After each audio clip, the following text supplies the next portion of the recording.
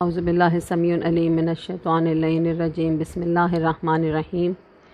الحمد للہ رب العالمین وعاقبۃ للمتقین الصلاۃ والسلام علی اشرف الانبیاء خیر المرسلین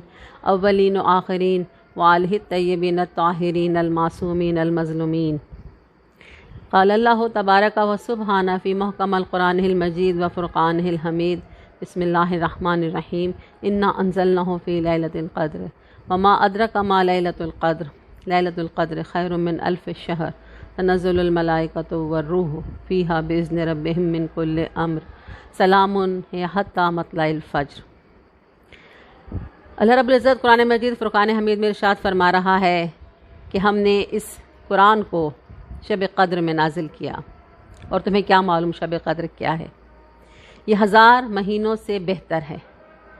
اس رات میں روح اور ملائکہ نازل ہوتے ہیں اپنے رب کے اذن کے ساتھ صاحب امر پر، اور یہ رات سلامتی ہے طلوع فجر تک۔ معزز مومنین و مومنات، شب قدر 23ویں ماہ رمضان المبارک۔ حدیث میں آتا ہے کہ شب قدر کو درک کرو، تلاش کرو رمضان المبارک کے آخری عشرے کی طاق راتوں میں، اور اسی طاق راتوں میں سے ایک رات 23ویں شب رمضان المبارک ہے، جس کے لیے بہت سی روایات ہمیں اہل بیت کرام سے ملتی ہیں کہ جس سے یہ ثابت ہوتا ہے کہ شب قدر کی زیادہ تر جو ہمیں بتائی گئی ہے پیشن گوئی وہ 23ویں رمضان المبارک کی ہے۔ اس طرح سے کہ جناب بی فاطمہ الزہرا سلام اللہ علیہا اپنے بچوں کو شب قدر میں سونے نہیں دیتی تھیں۔ چھوٹے چھوٹے سے امام حسن حسین علیہ السلام، بی بی زینب ام کلثوم، ان پر آنکھوں پر پانی کی چھینٹیں مار کے انہیں بیدار فرماتی تھیں کہ اٹھو، آج کی رات سونے کی نہیں عبادت کرنے کی رات ہے۔ یہ سورہ مبارکہ جس کی شان نزول بھی کچھ اسی طرح سے ہے کہ رسول خدا صلی اللہ علیہ وآلہ وسلم اپنے صحابہ کرام کے ساتھ بیٹھے ہیں اور انہیں بنی اسرائیل کے ایک مجاہد کے واقعات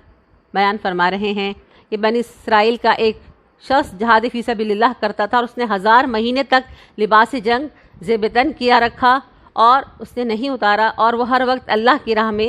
سرگرم عمل رہتا تھا۔ اور ایسے ہی کچھ لوگ تھے بنی اسرائیل کے جنہوں نے 1000 مہینوں تک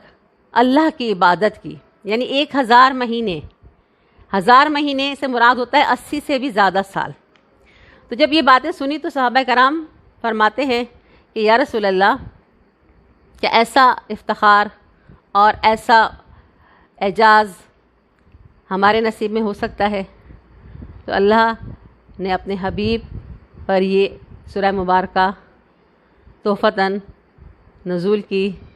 کہ انا انزلناہ فی لیلۃ القدر، کہ ہم نے اس قرآن کو شب قدر میں نازل کیا جو 1000 مہینوں سے افضل رات ہے، یعنی اس ایک رات کی عبادت 1000 مہینوں کی عبادت سے زیادہ اہم ہے۔ اور اس کے لیے ہمیں بہت سی روایات معصومین علیہ السلام سے ملتی ہیں کہ امام جعفر صادق علیہ السلام فرماتے ہیں کہ یہ جو 3 راتیں ہیں 19، 21 اور 23 کہ تقدیر مقدرات 19ویں شب کو ہوتے ہیں، یعنی فیصلے زندگی کے آئندہ سال ہونے والی جو بھی ہماری زندگی میں معاملات آنے والے ہیں، زندگی موت رزق کے فیصلے سب 19ویں شب کو ہوتے ہیں۔ ان کا حکم 21ویں کی رات کو ہوتا ہے، 21 رمضان المبارک کی رات کو یہ حکم کے طور پہ نازل ہو جاتے ہیں، اور ان کی تصدیق اور منظوری 23ویں کی رات کو ہوتی ہے، یعنی 23ویں کوئی رات کو یہ نافذ العمل ہو جاتے ہیں، ان پہ مہریں لگ جاتی ہیں۔ تو یہ 3 راتیں ہمیں ملتی ہیں کہ اگر ہم پہلی رات نہ پا سکے، عبادت نہ کر سکے، دعائیں نہ مانگ سکے، تو 21 کی رات ہمارے پاس ہے، ہم اپنے گناہ معاف کروائیں، مغفرت کی دعا طلب کریں، اللہ سے اپنی حاجات، اپنی دعائیں، اپنی خواہشات بیان کریں، اور اللہ کی بارگاہ سے وہ سب پالیں جو اللہ رب العزت ہمیں دینا چاہتا ہے۔ ایک حدیث میں امام جعفر صادق علیہ السلام سے روایت ہے کہ آپ نے علی ابن ابی حمزہ سمالی سے فرمایا کہ شب قدر کی فضیلت کو 21 اور 23ویں رات میں تلاش کرو، اور ان دونوں راتوں میں ہر ایک میں 100 رکعت نماز پڑھو۔ تو ابو حمزہ کہتے ہیں کہ میں نے عرض کی کہ یا امام، اگر میں کھڑے ہو کر نماز نہ پڑھ سکوں تو آپ نے فرمایا بیٹھ کر پڑھو، اور اگر بیٹھ کے بھی نہیں پڑھ سکتے تو لیٹ کر پڑھو، لیکن کوشش کرو کہ اس شبوں میں 100 رکعت نماز پڑھو اور اس رات میں غسل ضرور کرو، کیونکہ یہ بہت برکت والی رات ہے۔ اس شب میں اللہ رب العزت انسان کو اتنا اجر و ثواب دیتا ہے اور اس کی دعائیں قبول ہوتی ہیں جس کا ہم اور آپ اندازہ نہیں کر سکتے۔ اسی طرح سے امام محمد باقر علیہ السلام سے کسی نے پوچھا کہ یا امام، آپ بتا سکتے ہیں، آپ جانتے ہیں کہ شب قدر کون سی رات ہے؟ تو امام فرماتے ہیں کہ ہم کیسے نہیں جانیں گے، جبکہ فرشتے اس رات ہمارے گرد طواف کرتے رہتے ہیں۔ یعنی ہر دور کے حجت خدا، ہر زمانے کے امام کے پاس شب قدر میں ملائکہ اللہ کے اذن سے آتے ہیں، اللہ کے احکامات لے کر آتے ہیں، اور جو حجت خدا ہوتا ہے وہ اس کو نافذ کرتا ہے، اس کا نفاذ العمل کرتا ہے۔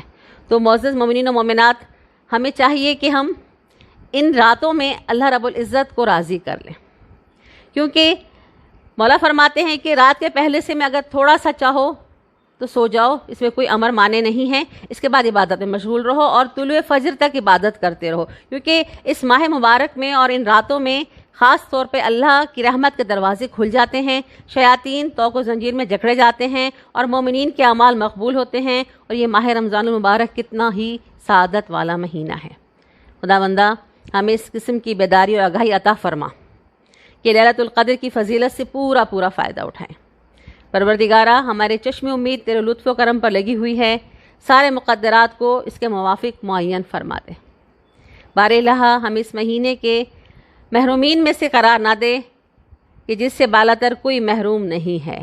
یعنی وہ محروم رہ جاتا ہے جو اس شب کو درک نہیں کر سکتا، اس شب کو پا نہیں سکتا، اس شب کی فضیلتیں حاصل نہیں کر سکتا، کیونکہ یہ شب امام زمانہ علیہ السلام کی شب ہے، اور یہ شب معرفت امام زمانہ کے لیے سب سے بڑا وسیلہ ہے کہ اپنے امام علیہ السلام کی معرفت ہم اس شب کے ذریعے حاصل کر سکتے ہیں، امام کے ظہور میں تعجیل کی دعائیں مانگ سکتے ہیں، اور انشاءاللہ تعالیٰ اس شب کی برکت سے اللہ رب العزت ہمارے مولا کے ظہور میں تعجیل فرمائیں گے۔ آمین یا رب العالمین، وما علینا الا البلاغ المبین۔ اللہم صلی علی محمد وعلی محمد وعجل فرجہم اجمعین برحمتک یا ارحم الراحمین۔ مہدی